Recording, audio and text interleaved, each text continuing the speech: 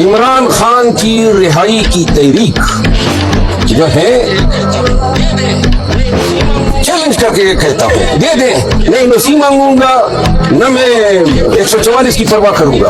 और फिर बजाते ही हुकूमत की बैंड के नहीं, ये क्या है नसी नहीं मिली और फला, इन चीजों में मैं पढ़ लिए 9 मई के बाद हमने जितने जलसे किए, कितने कन्वेंशन रैलियां की, कहीं पर हमने नसी मांगी, कहीं पर हमें किसी ने इजाजत दी, हम तो घुस जाते। وای چې شیر افضل مروت د بهادرۍ دویم نوم دی.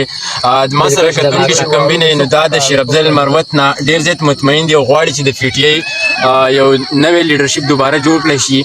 سلامونه ملګرو، ستاسو ورور یاز احمد ستار ما د شیر افضل مروت د دغه لیډرشپ او دغه پیغام سره متفق د ټایګرز او را سره ویني کوم ته چې د پاکستان مستقبل، د پاکستان ترقی، د پاکستان امن او د پاکستان ینګ جنریشن تاسو کتی شي. دا ملګری د شیر افضل مروت دغه پیغام سره ډیر زیات متفق دی. وای چې خپل کمنټس او خپل پیغام ورکو مروت سره تر کومه حد متفق او مطمئن دي کونتی او داغه نه هم ډیر مطمئن هغه په صف وخت کې پارټي دغه کړی دا چټه کړی دا او ډیر سختي تیری کړی دی او کوم کار چې نو ممکن هغه ممکن کړی دی. وای چې شیر افضل مروت د بهادرۍ دویم نوم دی.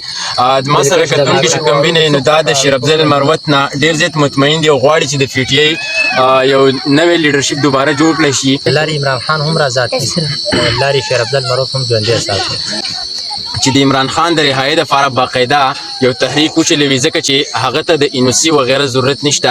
پی ټی آی په هغه وخت کې 2 سپورټ کړي کله چې د 9 مې وروسته په دې باندې بلها شمېر مسلې او ستونزې راغلي وي. نو د پی ټی آی سره د پی ټی آی د ترقۍ لپاره د شیر افضل مروت دغه بیان سره هم متفق و، د هغه د جسامت سره هم متفق و. غواړي چې د پی ټی آی د لپاره د شیر افضل مروت ته یو ځل بیا مقور کړی شي. نو اخیره کې څه پیغام ورکوي او تعلق مو د چا سره دی؟ د خپل لاس په ذریعه سره خپل شناخت وکړي. د چا سره؟ د پی ټی آی سره. بالکل عمران خان زنده باد، تحریک انصاف زنده باد. موټ ورکړی او مخکې موټ ورکړی بیا موټ ورکړی دی. ملګرو خپل رائے را سره ضرور کمنټ سیکشن کې منشن کړئ. خپل رور یاز احمد سټار له اجازه ورکړئ. د الله پامان.